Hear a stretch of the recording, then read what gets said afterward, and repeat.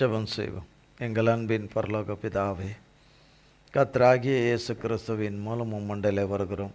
தந்தையே, இந்த நாளுக்குரிய வார்த்தையை எங்களுக்கு எங்கள் திரியேக தகப்பனாகிய ஆட்டுக்குட்டியானவரே, எங்கள் நல்ல மெய்ப்பனை, ஆடுகளின் பிரதான மெய்ப்பனை, தகப்பனே, நீர் எங்களுக்கு தந்த ஆவியானவர் மூலமாய், தகப்பன் மூலமாய் எங்களுக்கு இதை தரும்படியாய் ஜெபிக்கிறோம்.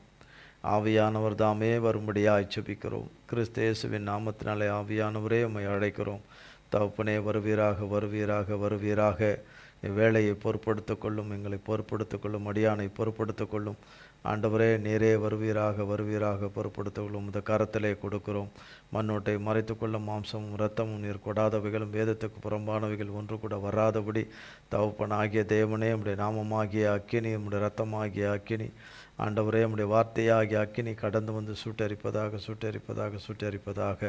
உம்முடைய நாமமும் வார்த்தையும் வசனமும் ஆண்டவரே, அல்லேலூயா, உம்முடைய கிருபா வரங்களும் உம்முடைய சாரமும் சத்தமும் ஆண்டவரே, உம்முடைய வல்லமையும் பலனும் மன்னிப்பும் கிருபையும் இரக்கமும் தயவும் உம்முடைய வெளிச்சமும் அக்கினியும் என்னையும் உம்முடைய பிள்ளைகளையும் ஆண்டு கொள்வதாக உமது கரத்திலே கொடுக்கிறோம். உம்முடைய திருநாமம் மட்டுமே, எங்கள் திரியேக தேவனே, உம்முடைய பரிசுத்த திருநாமம் மட்டுமே வேளையிலே மகிமைப்படுவதாக. வார்த்தையை பொறுப்படுத்திக் கொள்ளும், வழிநடத்தும், ஆசீர்வதியும். இயேசு கிறிஸ்துவின் மூலம் ஜெபிக்கிறோம் பிதாவே, ஆமென், ஆமென். கர்த்தருடைய நாமத்திற்கு ஸ்தோத்திரம். கர்த்தராகிய தேவன் நமக்கு கடந்த வாரம் சொன்ன வார்த்தை, என்னால் தெரிந்து கொள்ளப்பட்டவர்கள், என்னால் தெரிந்து கொள்ளப்பட்டவர்கள் என்ற வார்த்தையின் அடிப்படையிலே கர்த்தர் நம்மோடு கூட பேசி வந்தார்.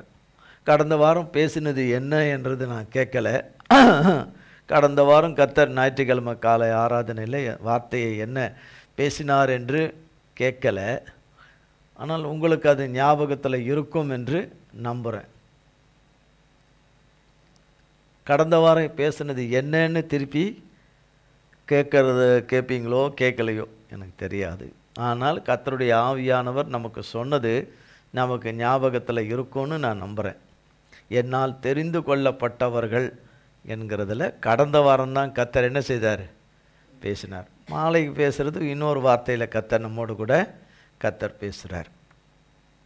அவரால் தெரிந்து கொள்ளப்பட்டவர்களை குறித்து வேதத்தில் தேவன் நமக்கு நிறைய எழுதி வைத்திருக்கிறார். ஆதியாகமத்திலிருந்து கடைசி வரைந்தமும் வேதத்தின் கடைசி பகுதி வரைக்கும் எழுதி வைத்திருக்கிறார். அவரால் தெரிந்து கொள்ளப்பட்டவர்கள், தெரிந்து கொள்ளப்பட்டவர்களுடைய, கர்த்தருக்கென்று தெரிந்து கொள்ளப்பட்டவர்களுடைய வாழ்க்கை எப்படி இருந்தது, எப்படி சாட்சியாய் இருந்தது, கர்த்தருடைய நாமத்துக்கு மகிமையாக இருந்தது என்று. கர்த்தராகிய தேவன் அவருக்கென்று அவர் தெரிந்து கொள்கிறவர்களை குறித்து நிறைய எழுதியிருந்தாலும் நமக்கு ஒரு சிலவற்றை தான் நாம் என்ன செய்கிறோம், இதுவரைக்கும் கர்த்தருடைய கிருபையாலே அறிந்து வரோம். கர்த்தராகிய தேவனுடைய சீஷர்கள் 12 சீஷர்கள் இருக்கிறார்கள். 12 சீஷர்கள் எல்லாருமே படித்தவர்கள் அல்ல, அதிகம் படித்தவர்கள் அல்ல. அதில் ஒரு சிலரை தவிர மற்ற எல்லாரும் பாமர மக்கள் தான். அதில் மீன் பிடிக்கிற மக்கள் தான். ஆனால் கர்த்தராகிய தேவன் அவர் தான் சூஸ் பண்ணுறார். இந்த 12 பேரை கொண்டு தான் உலகத்தையே அசைக்கணும். அவர் நாமத்தினாலே, அவர் வார்த்தையாலே ஆத்துமாக்களை கர்த்தருக்குள்ளே, ரட்சிப்புக்குள்ளே கொண்டு வருவதற்கு இந்த 12 அப்போஸ்தலர்களையும் பிறகாலே அவருடைய இதில் ஏற்றுக்கொண்டவர்கள் 70 பேர். அதுக்கு பிறகு 70 பேரை கர்த்தர் அனுப்புகிறார், 2 பேராக அனுப்புகிறார். பிறகாலே 120 பேர்கள் பெந்தேகோஸ்தே நாளிலே கர்த்தருடைய ஆவியானவராலே அபிஷேகம் பண்ணப்படுகிறார்கள். பிறகாலே அதுக்கு பிறகு கர்த்தருடைய சபையின் ஊழியம் வளர்ந்து வருகிறது. இதெல்லாம் வேதத்தில் இருக்குது. ஆனால் தெரிந்து கொள்ளப்பட்ட இந்த அப்போஸ்தலர்கள் எல்லாருமே ஒரு குறிப்பிட்ட தொழிலை செய்யக்கூடியவர்கள், மீன்பிடி தொழிலை செய்கிறவர்கள். யூதாஸ் மீன்பிடிக்கிற தொழில் கிடையாது. அவர் இந்த 12 இதில் இருந்து தான் அறுப்புண்டு போனாரே, அவருக்கு பதில் வேறு ஒருவரை கர்த்தர் நியமித்தார். நமக்கு தெரியும். தெரிந்து கொள்ளப்பட்டவர்கள் என்கிற விதத்தில் பார்க்கும் பொழுது இவர்கள் கர்த்தரால் தெரிந்து கொள்ளப்பட்டவர்கள் இவர்கள் என்றது ஒரு மேல் அடையாளங்களை நாம் காண முடியாவிட்டாலும் கர்த்தருடைய ஆவியானவராலே அவர்கள் நடத்தப்படுகிற காரியம், அவர்கள் செயலாற்றுகிற காரியம், அவர்களுடைய கிரியைகள், அவர்கள் மூலமாய் ஆவியானவர் கிரியை செய்கிற காரியங்கள், நடப்பிக்கிற காரியங்கள் எல்லாவற்றையும் நடத்தி முடிக்கிற காரியங்கள் வைத்து பார்க்கும் பொழுது தான் இவர்கள் கர்த்தரால் தெரிந்து கொள்ளப்பட்டவர்கள், கர்த்தரால் தெரிந்து கொள்ளப்பட்டவர்கள் என்று. கர்த்தரால் தெரிந்து கொள்ளப்பட்டவர்கள் என்ற வருகிற இடத்தில் படித்தவர்கள் படிக்காதவர்கள் என்ற லிஸ்டே கிடையாது. அவர் தீர்மானிக்கிறார், அவர் தீர்மானிக்கிறார், அவர் முன்னரே தீர்மானிக்கிறார். நாம் பிறந்த பிறகு அவர் தீர்மானிக்கலை, நம்மை உண்டாக்குவதற்கு முன்பதாகவே அவர் தீர்மானிக்கிறார். இந்த மகன் எனக்கு வேணும், இந்த மகன் எனக்கு வேணும் என்று தேர்ந்தெடுத்து அவர் வகித்திருக்கிற ஒரு வழியை, பரிசுத்த வழியின் பாதையின் சித்தத்தில் அவர் வைத்திருக்கிற ஒரு நோக்கமும் சித்தமும் திட்டமும் வச்சிருக்கிறார். அதன் அடிப்படையிலேயே தான் வழி நடத்துவார். அவரால் தெரிந்து கொள்ளப்பட்டவர்களை வழி நடத்துவார். அதனால தான் பரமண்டல ஜபத்தில் இருக்கிறபடியே பரமண்டலங்களில் செய்யப்படுகிறது போல பூமியிலேயும் செய்யப்படுவதாக, அங்கே செய்யப்படுவது போல பூமியிலே செய்யப்படுவதுனா அவர் விருப்பம், அவர் சித்தம். இதுக்கு மாறாக தெரிந்து கொள்ளப்பட்டவர்களுடைய வாழ்க்கையில் நடைபெற முடியாது. அதற்கு மாறாக நடக்குமானால் அதை தேவன் அவமாக்கி அவர் விரும்புகிற காரியத்தை நிறைவேற்றுவது தான் அவரால் தெரிந்து கொள்ளப்பட்டவர்களுடைய வாழ்க்கை. அவரால் தெரிந்து கொள்ளப்பட்டவர்களுடைய வாழ்க்கையில் அவர்கள் விருப்பங்கள் என்று எதையும் வைக்க முடியாது.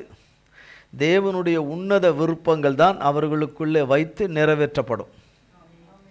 அவர்களுக்குள்ளே அவர்கள் எண்ணுகிற விருப்பத்தை தேவன் கன்சிடர் பண்ண மாட்டார்னு சொல்லலை. ஆனால் அதை அதிகமாக வைக்க விரும்ப மாட்டார். ஏனென்றால் நம்மளுடைய விருப்பத்தில் தீமைகள் உண்டு, நம்மை நாமே அழித்து கொள்கிற காரியங்கள் உண்டு. அவருடைய விருப்பத்துக்குள்ள எந்த தீமையும் இருக்காது, எந்த நாச மோசமும் எந்த அழிவும் இருக்காது, சகலமும் நன்மையாக இருக்கும். அதனால தான் அவருடைய விருப்பத்தை நமக்குள்ளே வைத்து நம்மை அதற்கேற்றபடி அவர் ஆவியினாலே நம்மை அதற்கேற்றபடி ஜபிக்கும்படி வைத்து, அவரை நோக்கி கூப்பிடும்படி வைத்து, அதற்கு காத்திருக்கும்படி வைத்து, அதற்கு விசுவாசிக்கும்படி வைத்து, கர்த்தருடைய கிருபையினாலே கர்த்தர் வைத்திருக்கிற காரியங்கள் அவருடைய பிள்ளைகள் மூலமாய் அவர் நாமத்தினாலே நிறைவேறும்படி செய்கிறார். இது அவரால் தெரிந்து கொள்ளப்பட்டவர்கள் விஷயத்தில், விஷயத்தில் ஒரு வார்த்தையை கர்த்தராக ஒரு வசனத்தை வாசித்துட்டு போவோம். மத்தேயு எழுதின சுவிசேஷம் 24ஆம் அதிகாரம்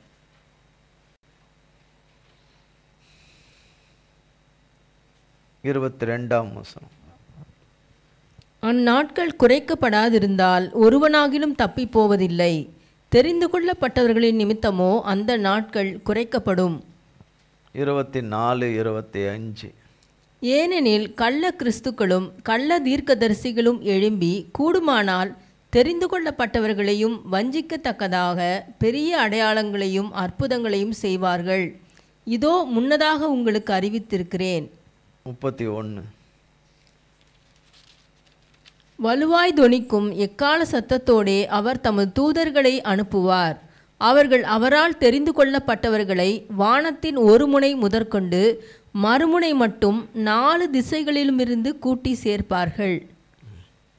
யோவான் 15ஆம் அதிகாரம் 16, 19.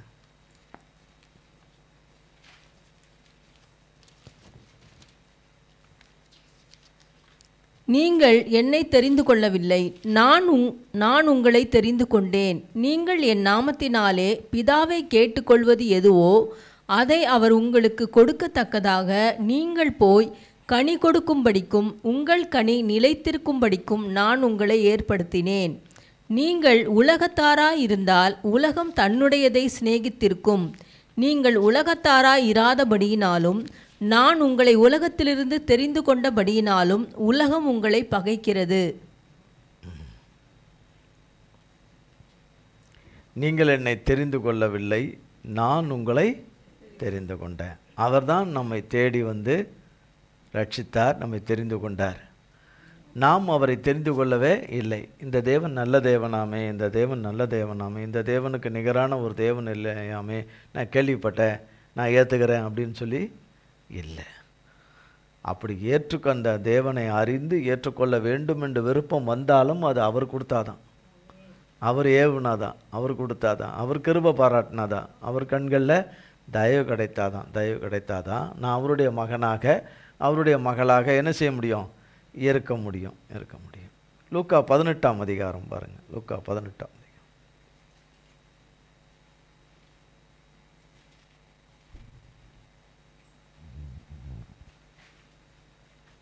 லூக்கா 18ஆம் அதிகாரம் 1-7.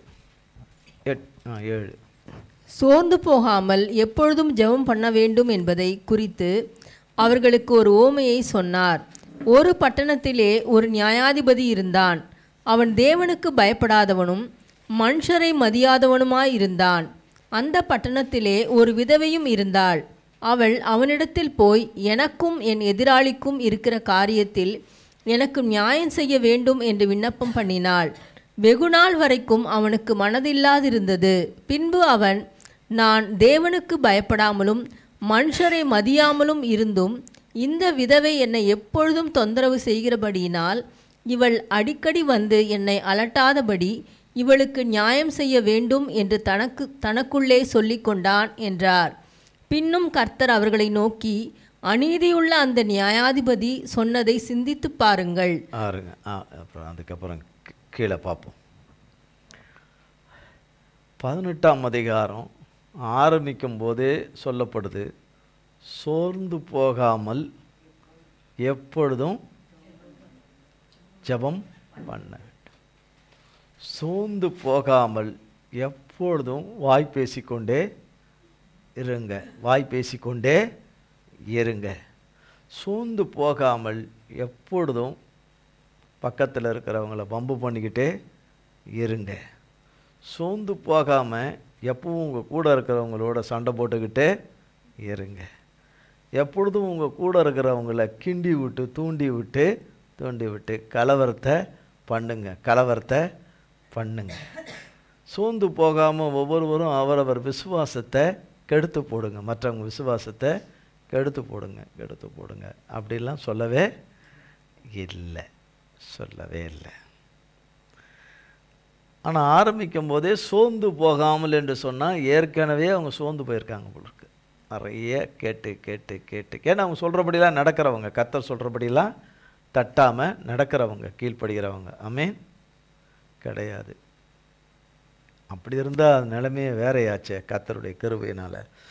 அப்போ அநேக கீழ்ப்படியாமைகளும் அங்கே இங்குமா பல காரியங்கள் இருந்தாலும் ஜப குறைவுகள், அது வேத வாசிப்பு குறைவுகள், தேவனோடு இருக்கிற ஐக்கியத்தில் குறைவுகள் என்று அதுக்கு பல ரீசன்கள், பல நொண்டி சாக்குகள், சாக்கு போக்குகள், மனுஷர் சொல்வது வழக்கம். அப்படி இல்லை இப்படி இல்லை, அதனால் என்று அதை ஏற்றுக்கொள்ள மாட்டார் கர்த்தர். அப்போ சோர்ந்து போகாமல் என்று சொல்லும்போது நம்ம சோர்வுக்கு அநேக காரியங்கள் இருக்குது. நமக்கு இருக்கிற பண பிரச்சனைகள் ஒரு பக்கம், உடம்பில் இருக்கிற நோய்கள், பலவீனங்கள், உறவுகளில் பிளவுகள், அன்பற்ற தன்மைகள், என்னென்ன விதங்கள் புரிந்து கொள்ளாத தன்மைகள், பயங்கள், திகில்கள், நம்பிக்கையற்ற தன்மைகள், சந்தேகங்கள், தேவ வார்த்தையின் மேலே சந்தேகங்கள், விசுவாசிக்க கூடாமல் இருக்கிற காரியங்கள், காலதாமதங்கள், ஏமாற்றங்கள், இப்படி வரிசையாக அடுக்கிக்கிட்டே போகலாம். நாம் இந்த கர்த்தரிடத்தில் கேட்டுக்கொண்டவைகள் இன்னும் நிறைவேறாமல் இருப்பதன் காரணம் என்ன, ஏது என்ன என்று, சீக்கிரத்தில் எதுவுமே நடக்கலையே, நம்ம சீக்கிரத்தில் கீழ்ப்படியிலையே, சீக்கிரத்தில் நம்ம கர்த்தரை எதிர்பார்த்தபடி வளரலையே, சீக்கிரத்தில் நம்ம கர்த்தரை எதிர்பார்த்தபடி கனி கொடுக்கலையே என்று நாம் பார்ப்பது கிடையாது.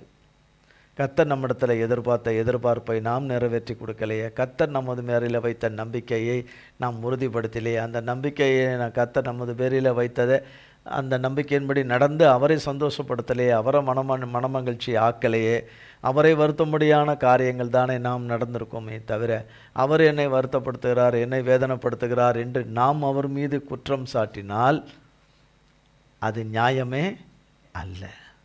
தேவன் பேரிலே குற்றம் சாட்டினால் அது நியாயமே அல்ல. குற்றம் மனிதர்களாகிய நமது பேரில் தான் இருக்குமே தவிர தவறுகளும் தப்பிதங்களும் மீறுதல்களும் அறியாமையும் புத்தியினமும் எல்லாமே புத்தி பசக்கும் எல்லாமே மனிதர்களாகிய நம்மிடத்தில் தான் இருக்குமே தவிர கர்த்தரிடத்தில் கிடையவே கிடையாது.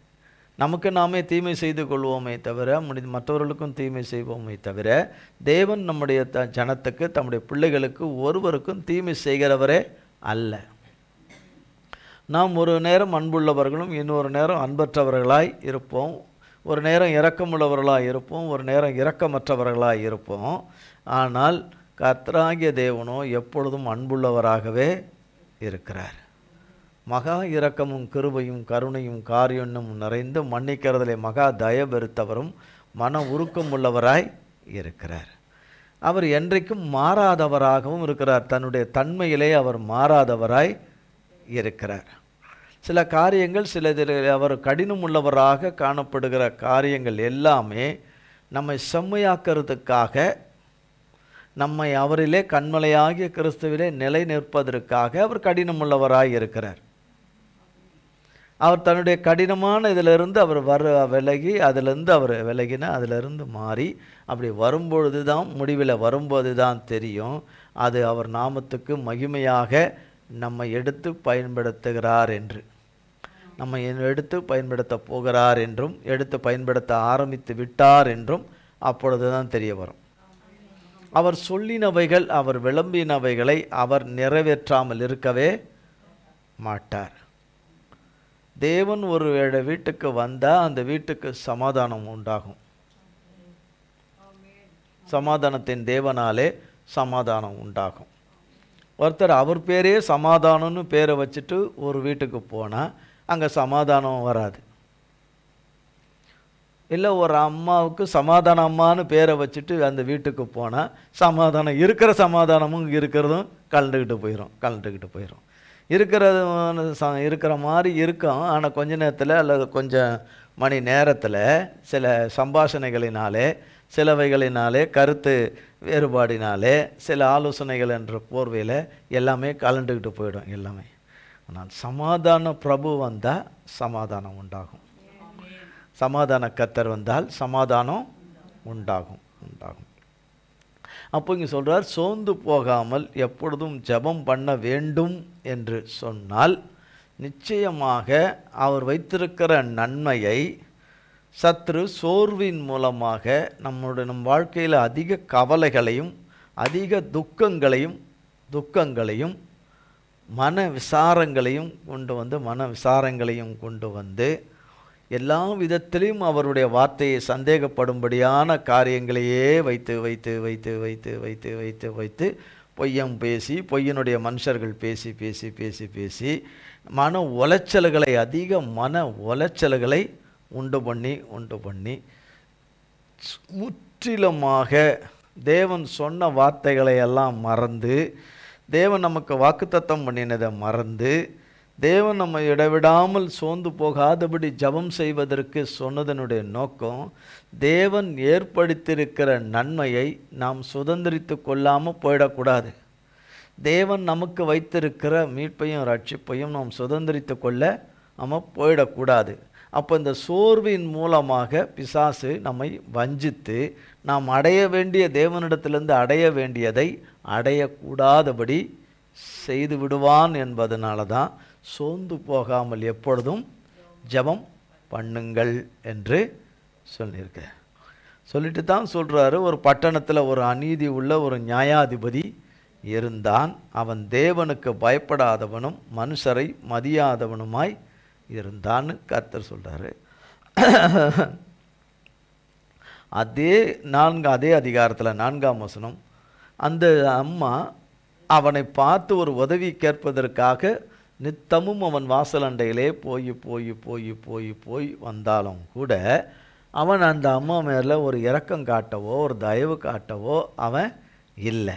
ஆனால் இந்த அம்மா தொடர்ந்து வர்றாங்களே, ஒரு உதவிக்காக வர்றாங்களேன்னு சொல்லி அவன் இந்த தொந்தரவை பார்த்துட்டு நான் தேவனுக்கு பயப்படாதவனும் மனுஷனை மதியாதவனுமாக இருந்து ஒரு நன்மையும் செய்ய மாட்டேன், இரக்கமே காட்ட மாட்டேன் என்று தெரிஞ்சிருந்தோம். இந்த அம்மா இங்கே வந்து கேட்குறாங்களேன்னு சொல்லிட்டு இந்த அம்மா அடிக்கடி என்னை அலட்டாதபடி இந்த அம்மாவுக்கு நான் என்ன செய்திடணும்?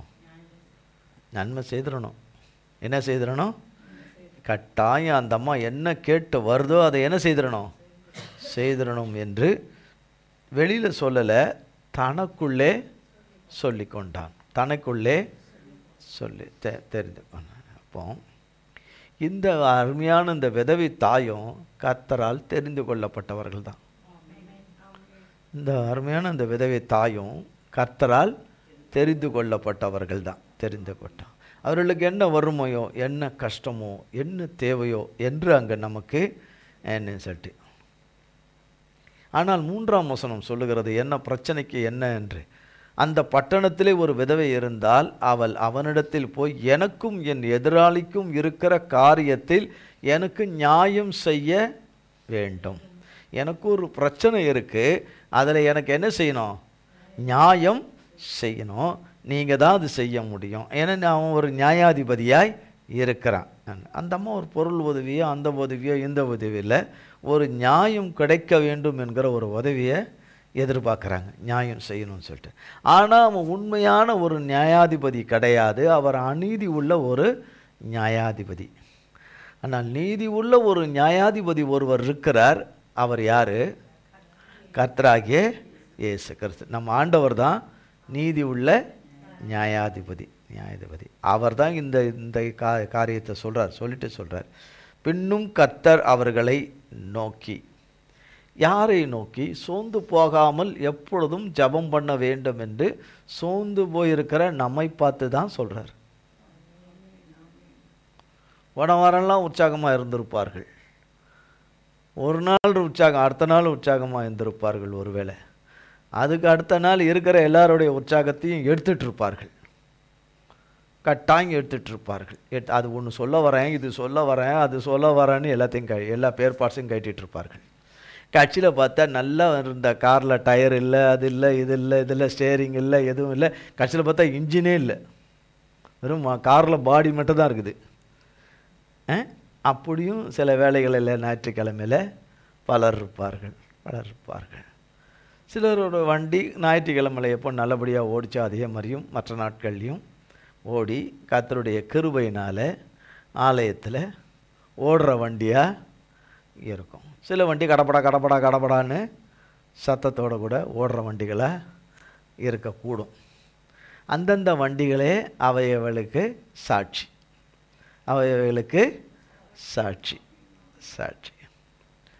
போன வாரம்லாம் எல்லாம் அவர்களால், அவர்கள் கையின் வேலையால் அவர்களே எல்லா வேலைகளையும் செய்ய முடிஞ்சுது. இந்த வாரம் அதெல்லாம் செய்ய முடியல. செய்ய முடியாதுன்ற வண்டிகளும் இருக்கும். போன வாரமாவது நான் ஒரு டம்ளர் தண்ணி தூக்க முடிஞ்சது. இப்போ என்னால் ஒரு டம்ளர் தண்ணி கூட தூக்கி நானே அந்த டம்ளரில் தண்ணி குடிக்க முடியலைன்னு சொல்கிற வண்டிகள்னால் மனுஷர் தான். ஆடுகள் போல் வண்டிகளும் மனுஷர் தான். இருக்கக்கூடும். என்னென்ன விதங்களிலே சோர்வுற்றிருக்கிற நிலைமைகளை நம் தேவன் அதை காண்கிறார். நாம் போடும் கணக்கு, நாம் போடும் திட்டங்கள், நாம் போடும் தீர்மானங்கள் தெரிந்து கொள்ளப்பட்டவர்கள் விஷயத்தில் நிறைவேறாது. தெரிந்து கொள்ளப்பட்டவர்கள் விஷயத்தில் அவர் தமது கரத்திலே எழுதி வைத்திருக்கிறபடி தான், தீர்மானித்திருக்கிறபடி தான், அவர் திட்டமிட்டிருக்கிறபடி தான், அவர் எண்ணியிருக்கிறபடி தான், அவர் முடிவெடுத்திருக்கிறபடி தான் தெரிந்து கொள்ளப்பட்டவருடைய வாழ்க்கையில் நிறைவேறும். அது நிச்சயமாக அழிவுக்குரியதாக இருக்காது. எல்லாமே நித்திய ஜீவனுக்கு ஏற்றதாக இருக்கும், நித்திய ஜீவனுக்குரியதாக இருக்கும், நித்திய ஜெயகீர்த்திக்கு ஏற்றதாக இருக்கும். அவர் நாமத்துக்கு மகிமையாக இருக்கும். இங்கு சொல்லப்படுது, அப்போ சோர்ந்து போகாமல் எப்பொழுதும் ஜெபம் பண்ண வேண்டும். ஒரு நேரம் இருக்கிற உடம்பு ஒரு நேரம் இல்லைன்னு சொல்கிறவங்களும் இருப்பாங்க. நான் கேள்விப்பட்டிருக்கிறேன். இல்லை நான் பிறந்ததுலேருந்து என் உடம்பு அப்படியே தான் இருக்குது அப்படிலாம் யாரும் இல்லை. ஒரு நேரம் இருக்கிற உடம்பு ஒரு நேரம் இல்லை. ஒரு நேரம் இருக்கிற தைரியம் இன்னொரு நேரம் இல்லை. ஒரு நேரம் இருக்கிற பலனு இன்னொரு நேரம் இல்லை. இப்படி மாறி இருக்குது. ஒரு நேரம் இருக்கிற புத்தி இன்னொரு நேரம் இல்லாதனால்தான் இந்த பிரச்சனை. எல்லா நேரமும் தேவ புத்தி நமக்குள்ளே இருக்குமானால், தேவ வார்த்தையாகிய புத்தி இருக்குமானால், அவர் தான் புத்தி. இயேசு தான் தகப்பன் தான் வேதத்தின்படி புத்தி.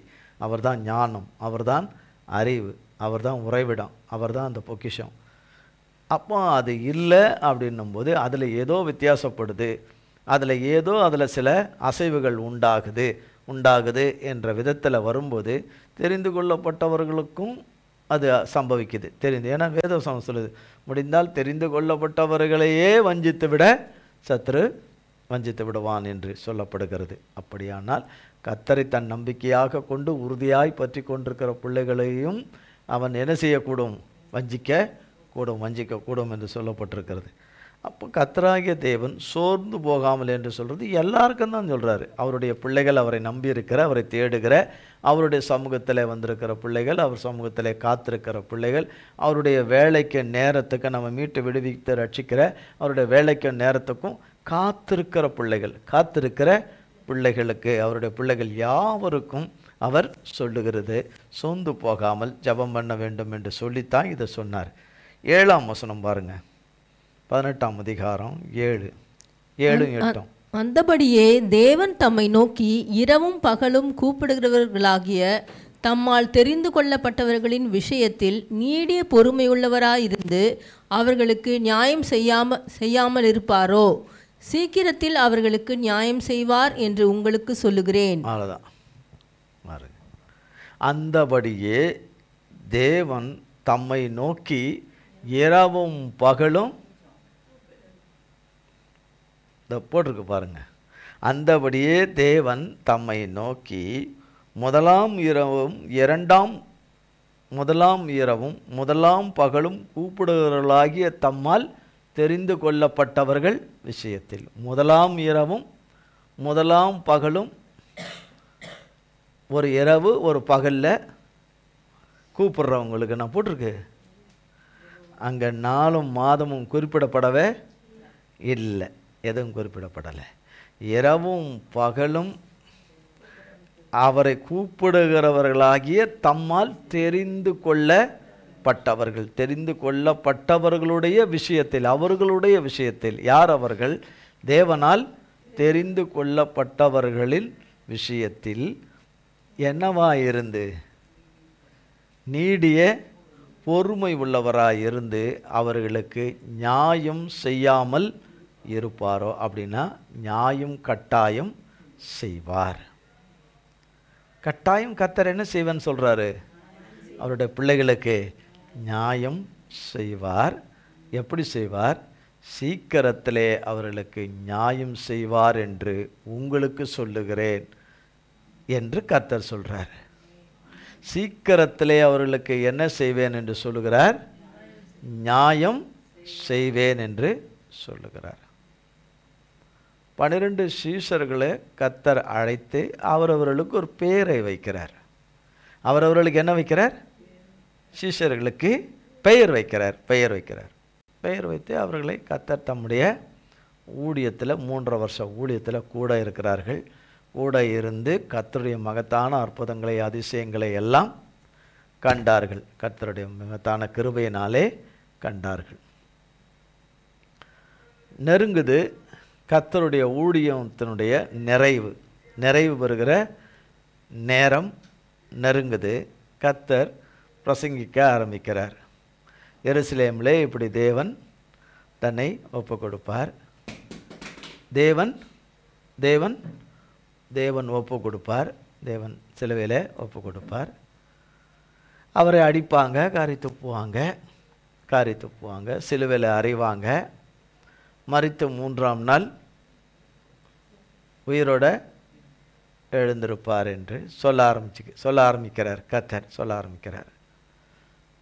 சீஷர்கள் கேட்க ஆரம்பிக்கிறாங்க. அதை கொஞ்சம் கொஞ்சமாக கேட்க ஆரம்பிக்கிறாங்க. அவர்களுக்காக தான் அது மெயினாக சொல்கிறார். அதை அப்படியே சொல்லிக்கிட்டே வர்றார். அது அவர்களுக்கு சந்தோஷமாக இருக்குமா, துக்கமாக இருக்குமா? இந்த மாதிரி நான் பாடுபட போகிறேன், இந்த மாதிரி அவங்க என்னை அடிப்பாங்க, என்னை இது பண்ணுவாங்க, எல்லா இதுவும் சித்திரவதையும் செய்வாங்க. சிலுவையில் நான் மரித்து, சிலுவையில் பாடுபட்டு மரித்து 3ஆம் நாள் உயிரோடு வருவேன். 3ஆம் நாள் உயிரோடு வருவேன், உயிர்த்தெழுவேன். 3ஆம் நாள் என்ன செய்வேன்? உயிரோட கூட வருவேன், உயிரோட கூட வருவேன் என்று சொல்லும் பொழுது அது அவர்களால் எப்படி ஏற்று கொள்ள முடியும்? அவர்களால் கர்த்தருக்கு தெரியும் அது அவர்களுக்கு என்ன இருக்குது, ஏற்றுக்கொள்ள இருக்கும். ஒருவேளை அவர் பேசியிருப்பாரான்னு ஒருவேளை சந்தேகமாக இருக்குன்னா ஒரே ஒரு வசனத்தை வேணால் பார்ப்போம். யோவான்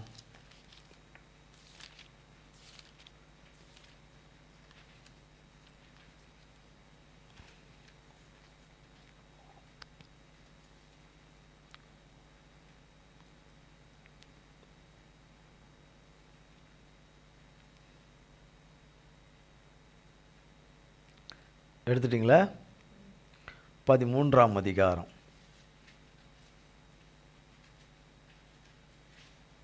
18ஆம் வசனமும் 19ஆம் வசனம்.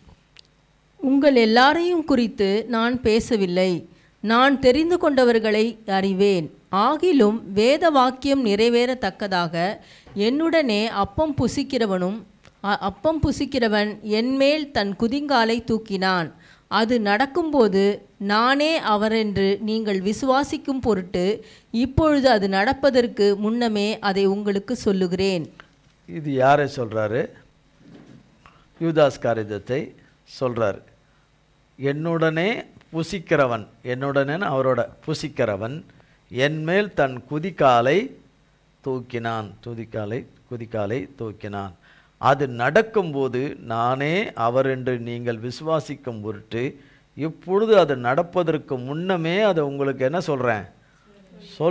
இதெல்லாம் சொல்கிறேன். இப்படி நடக்கும், இப்படிலாம் முன்னதாகவே இப்படிலாம் நடக்கும் என்று உங்களுக்கு நான் என்ன செய்கிறேன், சொல்கிறேன். நீங்கள் விசுவாசிப்பதற்கு ஏதுவாக இருக்கும் என்று சொல்லுகிறேன் என்று சொல்கிறார். ஆனால் அவர்கள் அதை விசுவாசித்தார்களா? அதை விசுவாசிக்கவில்லை.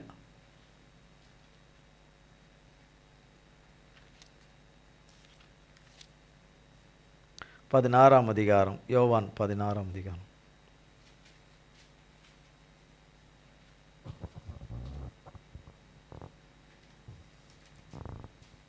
எடுத்தாச்சா? 16ஆம் வசனம், 16, 17, 18. நான் பிதாவினிடத்திற்கு போகிறபடியினால் கொஞ்ச காலத்திலே என்னை காணாதிருப்பீர்கள், மறுபடியும் கொஞ்ச காலத்திலே என்னை காண்பீர்கள் என்றார். அப்பொழுது அவருடைய சீஷரில் சிலர், நான் பிதாவினிடத்திற்கு போகிறபடியினால் கொஞ்ச காலத்திலே என்னை காணாதிருப்பீர்கள் என்றும் மறுபடியும் கொஞ்ச காலத்திலே என்னை காண்பீர்கள் என்றும் அவர் நம்முடனே சொல்லுகிறதின் கருத்தென்ன என்று தங்களுக்குள்ளே பேசிக்கொண்டதும் அன்றி, கொஞ்ச காலம் என்கிறாரே, இது என்ன? அவர் சொல்லுகிறது இன்னதென்று நமக்கு விளங்கவில்லையே என்றார்கள். விளங்கவில்லையே, நமக்கு புரியலையே, சொல்றாரு. இன்னும் இதுக்கு முன்னாடிலாம் பார்த்தீங்கன்னா லூக்கா மற்ற இடங்களெல்லாம் பகுதியில் மத்தியிலெல்லாம் பார்த்தீங்கன்னா இந்த மாதிரி கர்த்தர் தன்னுடைய சிலுவையின் மரணத்தை குறித்து சொல்லிக்கொண்டே வரும்போது இவர்களுக்கு எல்லாம் உள்ளுக்குள்ளே அப்போ நம்மளை விட்டு போயிட போகிறாரு. அவர் நான் விட்டுட்டு போய்டுறேன்னு சொல்லலை. 3ஆம் நாள் திரும்ப வருவேன். அதுக்கு பிறகு நிறைய காரியங்கள் சொல்கிறாரு. இப்போ நான் அதுக்கப்புறம் நான் புறப்பட்டு போவேன், பரிசுத்த ஆவியானவர் உங்களுக்கு என்ன செய்வேன், அனுப்புவேன். அவர் உங்களை சகல சத்தியத்துக்குள்ளும் உங்களை வழி நடத்துவார், என்னுடையவைகளெல்லாம் எடுத்து சொல்லுவார் என்றெல்லாம் சொல்கிறாரு. கர்த்தர் அதெல்லாம் விவரமாக சொல்கிறாரு. ஆனாலும் அவர்களால் என்ன பண்ண முடியல. அவர்களாவது பரவாயில்ல, நம்ம அதை விட ஒருவேளை நம்ம அங்கே இருந்தோம்னா அதை விட மோசமாக இருந்திருப்போம். அதை விட எந்த விதத்தில் மோசமாக இருந்திருப்போமோ அந்த விதத்தில் மோசமாக இருந்திருப்போம். ஆனால் அவர்கள் அதை கேட்டு இது எங்களுக்கு விளங்கலையே, கொஞ்ச காலன்றாரே, கொஞ்ச காலம் இல்லாதிருப்பேன்றாரே, கொஞ்ச காலம் இல்லாமல் இருப்பேன்றாரே. சிலர் எனக்கு எதுக்காக இந்த மாதிரி ஒரு மரணம், எதுக்கு இப்படி இல்லாத, நம்ம நல்லா தானே இருக்கிறாங்க, ஏசப்பா நல்லா தானே இருக்கிறாங்க, இப்படியே நல்லபடியாக போய் நல்லபடியாக காரியங்களை செம்மையாக்கி கொண்டு போகலாமே என்று எத்தனையோ விதத்தில் கேட்டிருப்பாங்க. துக்கம், மன விசாரங்கள் அவங்களுக்குள்ள நிறைய உள்ளே வந்துட்டுருக்கோம்.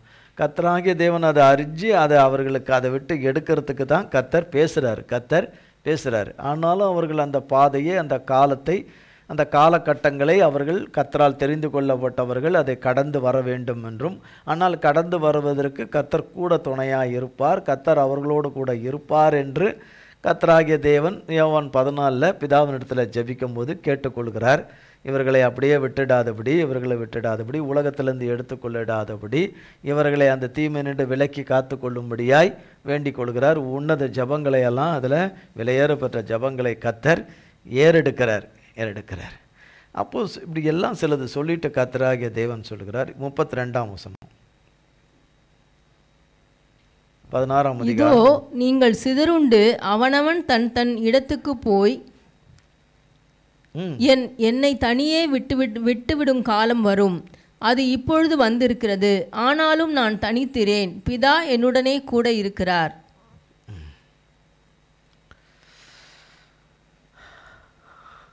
சொல்லிட்டே சொல்றாரு, இதோ நீங்கள் சிதறுண்டு அவனவன் தன் தன் இடத்துக்கு என்ன செய்திருவீங்க? ஓடி போயிடுவீங்க. அப்படி சூழ் உரைக்கிறீங்க. மரித்தாலும் உங்களோடு கூட நாங்கள் என்ன செய்வோம்? மரிப்போம். குத்தினாலும் உங்களோடு கூட நாங்கள் என்ன போடுவோம்? முத்து விடுவோன்னு. இன்னொன்னெல்லாம் சொல்லணுமா? நம்மளை போல தான் அவங்களும் சொல்கிறாங்க, எல்லாம் சொல்கிறாங்க அப்படின்னு. ஆனால் ஏசப்பா சொல்கிறாங்க, இன்னும் கொஞ்சம் நேரத்தில் எல்லாம் ஒரே ஓட்டமாக என்ன செய்து விடுவீங்க? ஓடி போடுவீங்க. நீங்கள் ஓடினாலும் நான் உங்கள் தனியே விட்டுவிடும் காலம் வரும். அது இப்பொழுது வந்திருக்கு. ஆனாலும் நான் தனித்திரேன், பிதா என்னோடு கூட இருக்கிறார். 33 என்னிடத்தில் உங்களுக்கு சமாதானம் உண்டாக இருக்கும் பொருட்டு இவைகளை உங்களுக்கு சொன்னேன். உலகத்திலே உங்களுக்கு உபத்திரவம் உண்டு, ஆனாலும் திடன் கொள்ளுங்கள், நான் உலகத்தை ஜெயித்தேன் என்று. அப்போ சீஷர்கள் கேட்குறாங்க. சொன்னபடி எல்லாமே நடக்குது. ஏசப்பா சொன்னபடி தானே நடக்கும். சொன்னபடி அது இந்த வார்த்தைகள் இந்த இதுக்கு முன்னாடி சொன்னது எல்லாமே நடக்குது. நாமும் அது விதத்தில் பல முறை பார்த்துருக்கோம். நடக்குது. இது யாருடைய வாழ்க்கையில் நடக்குது? தேவனாலே தெரிந்து கொள்ளப்பட்டவர்கள் விஷயத்தில் நடக்குது. மிகப்பெரிய போராட்டம், நம்பிக்கையற்ற ஒரு போராட்டம், விசுவாசமில்லாத ஒரு போராட்டம். நல்ல ஒரு தொழிலை செய்து கொண்டிருந்தோம். அதில் ஒரு வருமானம் அவர்களுக்கு வந்து கொண்டிருந்தது. அவர்கள் பிழைப்பு அதில் நடந்து கொண்டிருந்தது. கர்த்தர் அவர்களை மனிதர்களை பிடிக்க அவங்களை அழைக்கிறேன் என்று அழைத்தார். கர்த்தரை அவர்கள் பின்பற்றினார்கள். தங்களுடைய வேலைகளையும் தொழில்களையும் எல்லாவற்றையும் விட்டுவிட்டு யாரை பின்பற்றினார்கள்? கர்த்தரை பின்பற்றினார்கள். எந்த பிரதிபலனும் எதிர்பாராமல் கர்த்தரை பின்பற்றினார்கள். 3 வருஷ காலம் அருமையாக போச்சு. அவர்களுக்கு எந்த குறையும் ஏசப்பா வைக்கவே இல்லை. அவரை பின்பற்றி தகப்பனை பின்பற்றி வந்தவர்களுக்கு எந்த ஒரு சின்ன குறையை கூட வைக்கலை, நிறைவை தான் வைத்தார். அவர்கள் அற்புதமான விவரிக்க முடியாத அதிசயத்த காரியங்களை எல்லாம் அவர்கள் கண்ணார கண்டார்கள். மரித்தவர்கள் உயிரோடு கூட வந்தது, மரித்த லாசரு 4 நாளாய் உயிரோடு வந்தது, கர்த்தராலே உயிரோடு கூட வந்தது.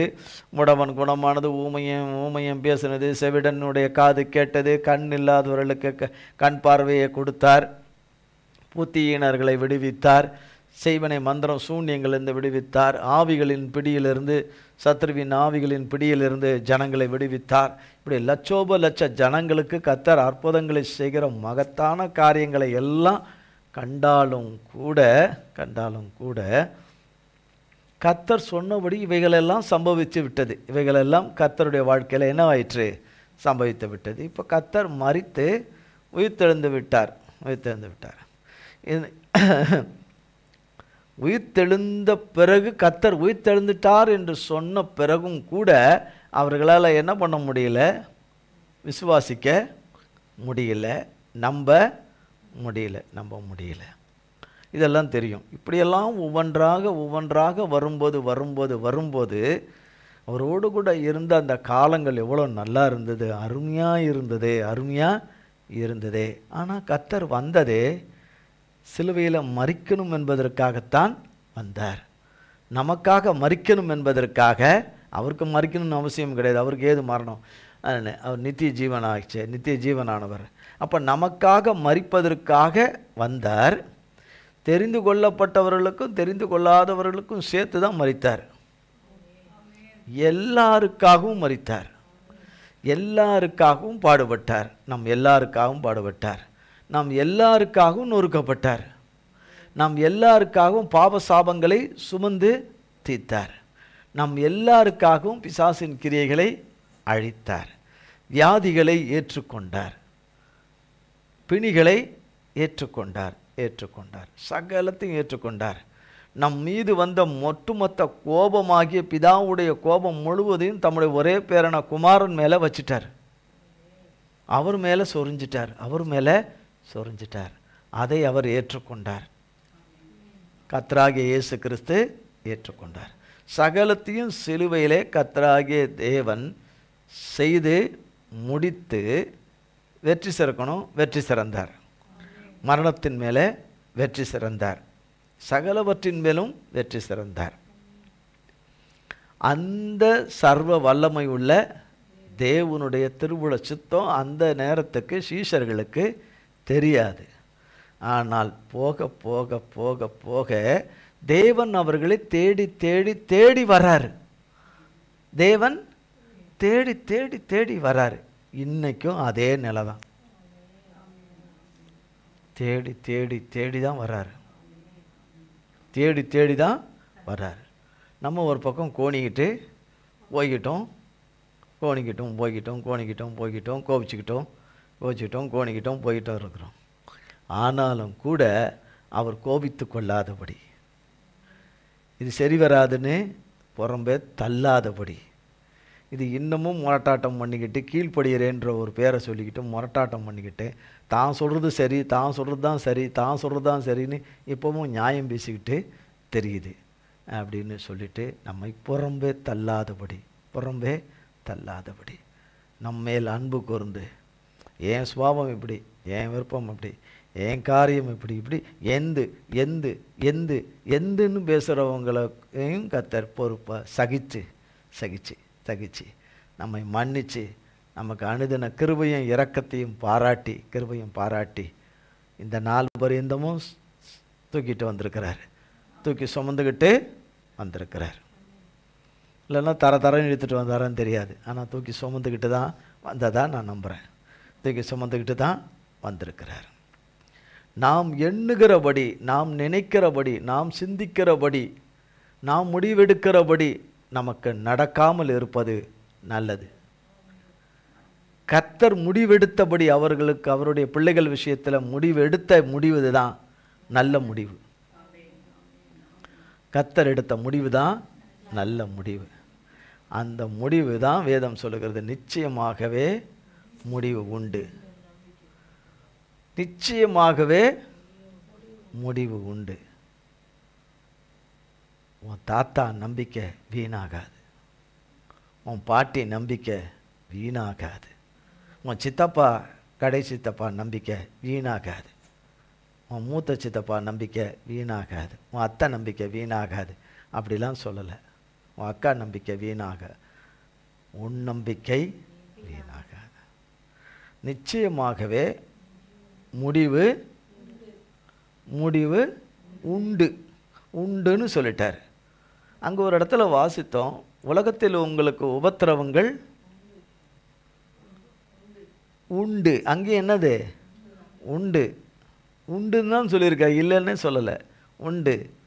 ஆனால் பக்கத்தில் போட்டார் என்னது, ஆனாலும் திடன் கொள்ளுங்கள் என கர்த்தர் சிலுவையில் செய்து முடிச்சிருக்கார். நம்மக்கிட்ட எதுவும் கிடையாது, அவர் செய்து முடிச்சிருக்கிறார். நம்மகிட்ட எந்த நீதி நியாயம் எதுவுமே கிடையாது, அவர் செய்து முடிச்சிருக்கிறார். அதனால தான் சொன்னார், திடன் கொள்ளுங்கள், நான் உலகத்தை ஜெயிச்சேன்னா உங்களுக்கு விக்டரியை கொடுத்துருவேன், உங்களை மீட்டு விடுவித்து ரட்சித்துருவேன், உங்களுக்கு சொன்னதை நான் நிறைவேற்றி தந்துடுவேன். இந்த மாதிரியான ஒரு போராட்டமான ஒரு சூழ்நிலையை காட்டிலும் சீஷர்கள் போனது ரொம்ப அதிகம். அவர்கள் சாதாரணமாக இல்லை, அவர்கள் நம்பிக்கையற்ற நிலைமையிலும் கர்த்தர் இல்லையேன்னு அப்படியே அவர்கள் தகப்பன் இல்லையே, அவரோடு இருந்த அந்த வாழ்க்கையை நினச்சி அதனாலனா அவர்கள் இப்படி நினைப்பாங்களே பாவம்னு சொல்லி பார்த்தா தேவ சித்தம் நிறைவேறாது. அவரை பிறகாலே கர்த்தர் ஆவியானவரை தந்து பிறகு இந்த சீஷர்கள் கர்த்தருக்கு பாராட்டின வைராக்கியங்கள் பயங்கரம். கர்த்தர் அவர்களுக்கு பாராட்டின வைராக்கியம் அதை விட பயங்கரம். அவர்களை கொண்டு கர்த்தர் செய்த பூமியில் செய்த காரியங்கள் மகா பெரிய மகத்தான அரிய பெரிய காரியங்கள். இன்றைக்கு அதனால தான் ஆண்டவரால் உலகம் முழுதும் நம்பர் 1 இருக்கிறார்கள் ஆண்டவருடைய பிள்ளைகள் கர்த்தராலே. ஆமென். சத்தமே இந்த வரல பாருங்களேன். நம்ம பிள்ளைங்க ஆண்டவருடைய பிள்ளைங்க தானே சொன்னோம். இன்னார்னு மட்டும் ஒரு ஆளையாக சொன்னோம். ஆண்டவருடைய பிள்ளைங்க தானே சொன்னோம். இன்னைக்கு எங்கெங்கேயோ மூளையில் ஏதோ ஒரு குடும்பத்தில் பிறந்த நம்மளை கர்த்தர் தெரிந்தெடுத்தார்ல. அவர் என்னை தேர்ந்தெடுத்ததுக்கு நான் அவ்வளோ தகுதியானவன்னு நம்ம சொல்ல முடியுமா? நான் தகுதியானவன்னு என்ன சொல்ல முடியுமா? யாருமே தகுதி கிடையாது. தகுதி இல்லாத நம்மை அவர் தெரிந்து கொண்டு அவருடைய கிருபையின் மன்னிப்பின் இரத்தத்தினாலே அனுதினமும் நம்மை தகுதியாக்குகிறார். நம்மை தகுதி உள்ளவனாகவும் தகுதி உள்ளவளாகவும் ஆக்குகிறார். அது அவரால் தான். இன்றைக்கு பார்க்கிற காரியங்கள் எல்லாமே, இன்றைக்கு பார்க்கிற ஒவ்வொரு சூழ்நிலைகளும் வாழ்வும் நாம் இருக்கக்கூடிய இடங்களும் காரியங்களும் எல்லாமே ஒரு காலங்கள் வரும்போது கர்த்தருக்கு ஏற்ற விதத்தில் எல்லாம் மாறிடும். ஆனால் மாறாத நேசர் கரத்தில் இருக்கணும். நம்மை மனிதரை போல நேசிக்காதவர், மனிதரை போல அன்பு கூறாதவர், மனிதரை போல நடந்து கொள்ளாதவர் அவர் தேவன், உன்னத தகப்பன். அவர் எப்படி இருப்பாரோ அவர் அப்படியே இருப்பார். அப்படியே அவரை நம்பியிருக்கிற பிள்ளைகளுக்கு இருப்பார் என்று தான் வேதம் சொல்லுகிறது. அப்படி இருப்பார் என்று.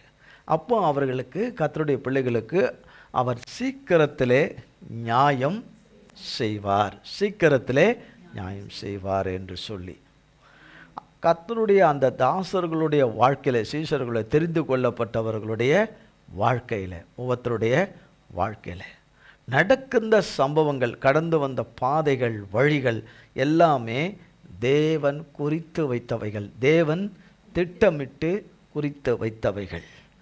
ஏதோ தன்னிச்சு எத்தச்சியா ஏதோ நடந்துச்சு இப்படி நடக்கிறது என்பது கிடையாது.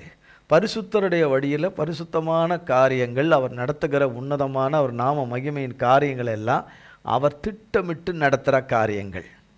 அவர் கரத்திலே வைத்திருக்கிறவைகளிலே எழுதியிருக்கிறபடியே நடத்துகிறவர், எழுதியிருக்கிறபடியே நடத்துகிறவர், அதற்கு மாறாக நடத்துகிறார். சங்கீதம்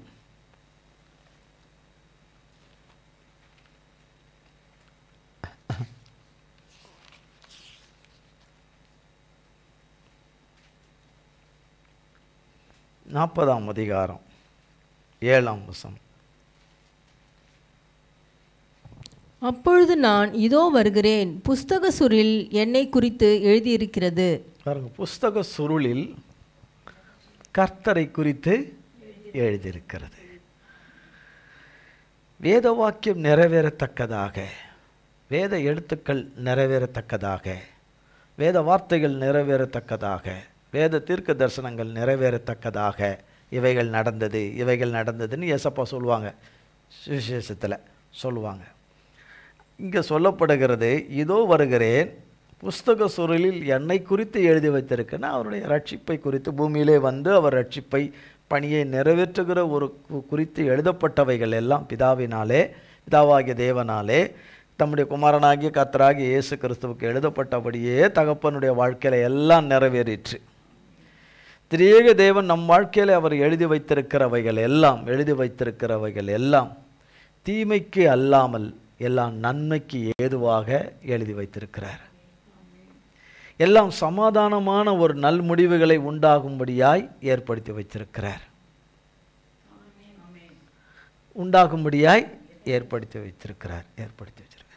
அவர் ஏற்படுத்தி வைத்திருக்கிறது தான் நிறைவேற்றி கொடுக்கறும்போது தான் தெரிய வரும். அதனால தான் சொல்லப்பட்டது, நிச்சயமாகவே முடிவு உண்டு, உன் நம்பிக்கை வீண் போகவே போகாது என்று. வாசிப்போம், ரோமர்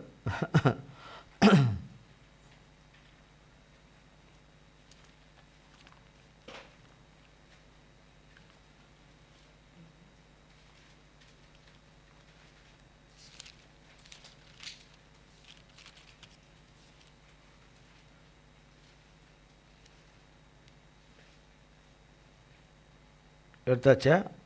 ரோமர் 11ஆம் அதிகாரம் 4-7.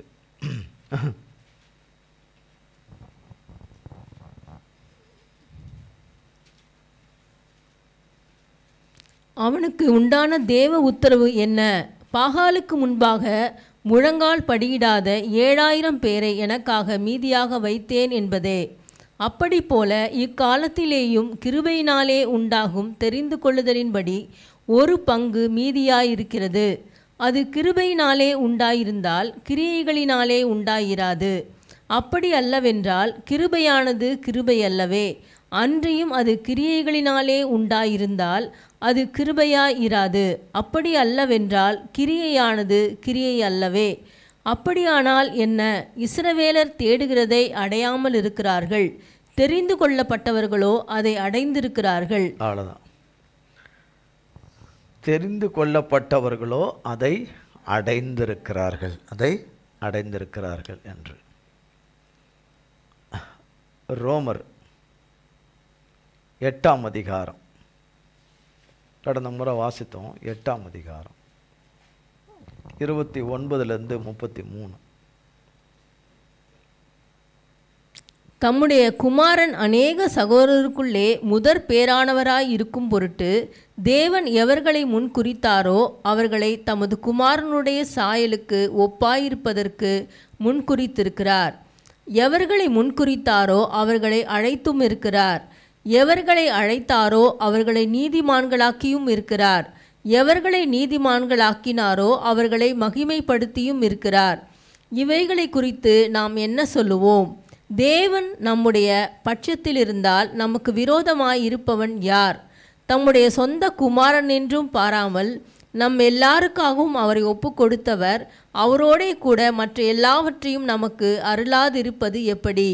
தேவன் தெரிந்து கொண்டவர்கள் மேல் குற்றம் சாட்டுகிறவன் யார்? தேவனே அவர்களை நீதிமான்களாக்குகிறவர். ஆமென். கடந்த முறை ரோமர் 16ஆம் அதிகாரம் 13ஆம் வசனம்.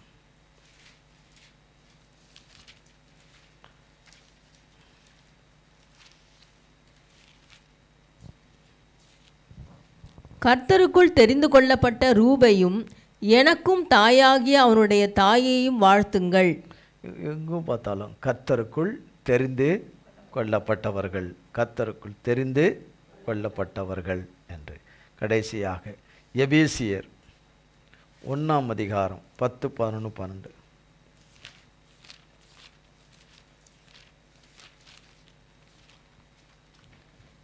தமக்குள்ளே தீர்மானித்திருந்த தம்முடைய தயவுள்ள சித்தத்தின் இரகசியத்தை எங்களுக்கு அறிவித்தார். மேலும் கிறிஸ்துவின் மேல் முன்னே நம்பிக்கையாயிருந்த நாங்கள் அவருடைய மகிமைக்கு புகழ்ச்சியாயிருக்கும்படிக்கு தமது சித்தத்தின் ஆலோசனைக்கு தக்கதாக எல்லாவற்றையும் நடப்பிக்கிற அவருடைய தீர்மானத்தின்படியே நாங்கள் முன்குறிக்கப்பட்டு கிறிஸ்துவுக்குள் அவருடைய சுதந்திரமாகும்படி தெரிந்து கொள்ளப்பட்டோம். நீங்களும் அப்படியே பாருங்க. 11ஆம் வசனம் 10ஆம் வசனம். தமக்குள்ளே தீர்மானித்திருந்த, யார் அது? யார் தீர்மானித்திருந்தா? மனுஷனா? இல்லை, கர்த்தர். தமக்குள்ளே, அவருக்குள்ளே தீர்மானித்திருந்த தம்முடைய தயவுள்ள சித்தத்தின் இரகசியத்தை எங்களுக்கு அறிவித்தார்.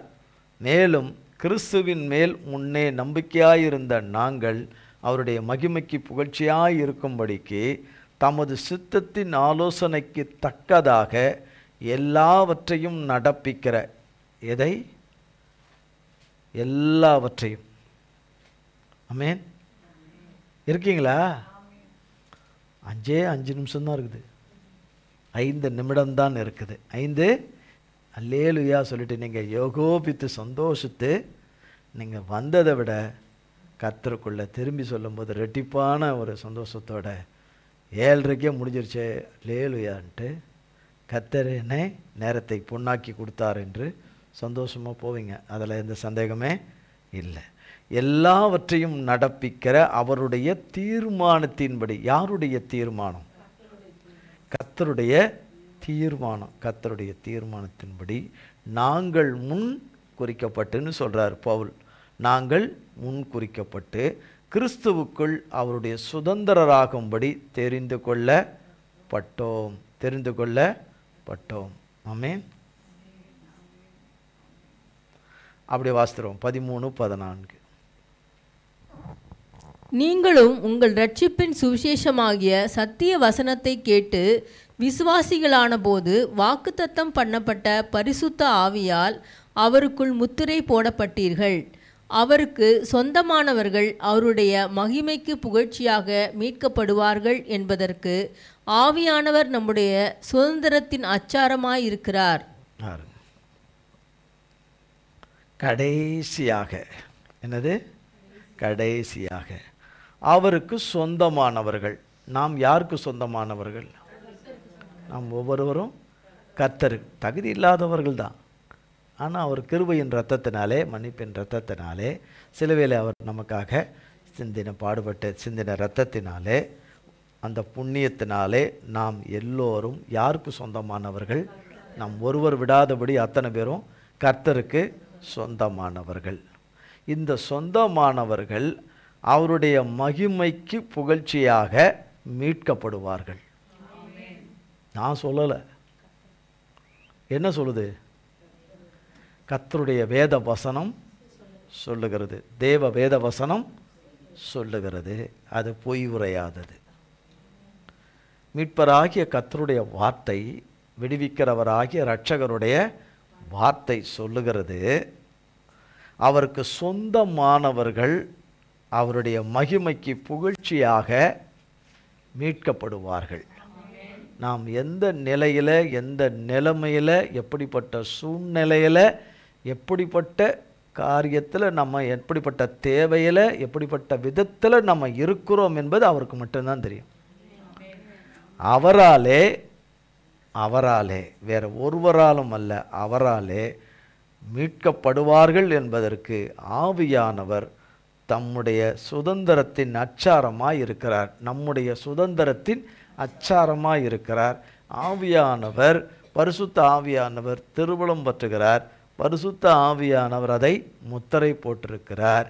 அவராலே அவருடைய சனம் மீட்கப்படுகிறது. அவருடைய மக்கள், அவருடைய பிள்ளைகள் கர்த்தராலே மீட்கப்படுகிறார்கள் என்பதை அவர் ஆணித்தரமாய் சொல்லுகிறார். மீட்கப்படுவார்கள் எனப்படுவார்கள், மீட்கப்படுவார்கள் என்று சொல்லி இதே அநேக வருஷங்களுக்கு முன்பதாகவே கர்த்தர் அதை சொல்லி வச்சிட்டார். ஏசாயாவின் புஸ்தகம்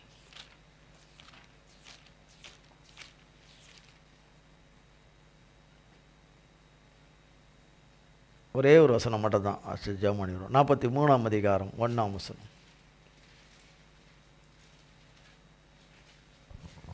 இப்போதும் யாக்கோபே, உன்னை சிருஷ்டித்தவரும் இஸ்ரவேலே உன்னை உருவாக்கினவருமாகிய கர்த்தர் சொல்லுகிறதாவது, பயப்படாதே, உன்னை மீட்டுக்கொண்டேன், உன்னை பெயர் சொல்லி அழைத்தேன், நீ என்னுடையவன்.